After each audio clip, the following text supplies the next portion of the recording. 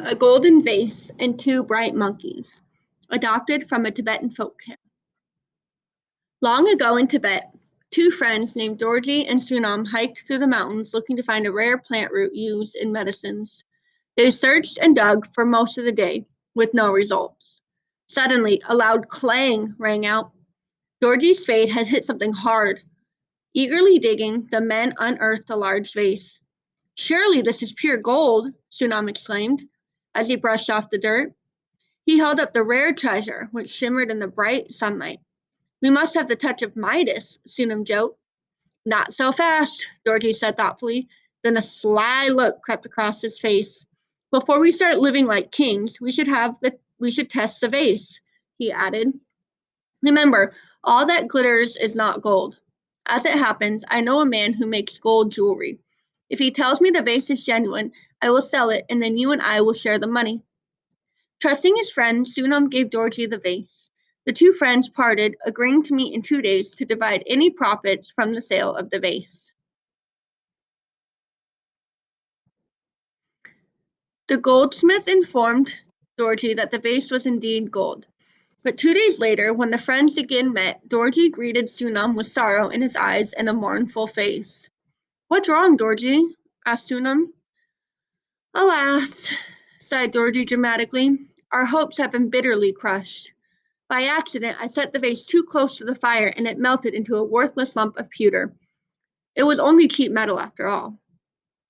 Sunam was not taken in by Dorji's tale, but he hid his suspicions. He just sighed and then softly replied, Never mind. Since the vase was worth nothing, nothing has been lost. Relieved that Sunam had taken the bad news so well, Dorji invited him to stay overnight with his family. The next morning, Sunam said, Friend Dorji, I want to thank you for your efforts with the vase and repay you as you deserve. May I invite your two dear children to visit my home in the country? They can play with my pet rabbits, swim in my lake, and breathe fresh air.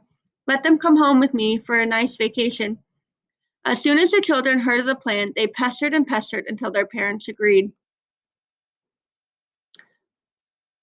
Soon Sunam set off for home with the children for company. Eventually, they came to a place called Monkey Hill, the home of many wild monkeys. Sunam captured two young creatures and put them in a small cage. We will take these little fellows home as pets. You can play with them if you treat them kindly, he explained. I will name a monkey after each of you. We'll teach them tricks and they will be your twins. Quick learners, the young monkeys soon imitated the way the children tilted their heads or moved in a certain way. Sunam and the children spent many hours together, laughing at the way the monkeys mimicked whatever the children did. Then came the last day of vacation. Sunam gave each child a basket and shooed them outside. Walk up the mountains to gather berries and fruits, he said. We will surprise your father with a tasty treat before you return home. Then Sunam waited. Hearing Dorji approach, he sat down with the monkeys. Holding each one gently, he put on a tragic face. What is wrong, my friend? Asked Dorji. Alas, sighed Sunam, these are now your lovely children. You see, I took them to Monkey Hill, but I accidentally allowed them too near the beasts. Your children were transformed into these monkeys right before my eyes. Sunam called the monkeys by name and they began their tricks. They imitated the way Dorothy's children jumped, walked, and even smiled, just as they had been taught. At first, Dorothy was speechless. Huh, huh, how can this be? He sputtered. Is such a thing even possible? It was a freak accident, Sunam replied. After all, strange things do happen from time to time. Why, I know of a recent case in which a gold vase was turned into cheap metal. Then a twinkle crept into his eyes. Oh, was all Dorothy could say at first.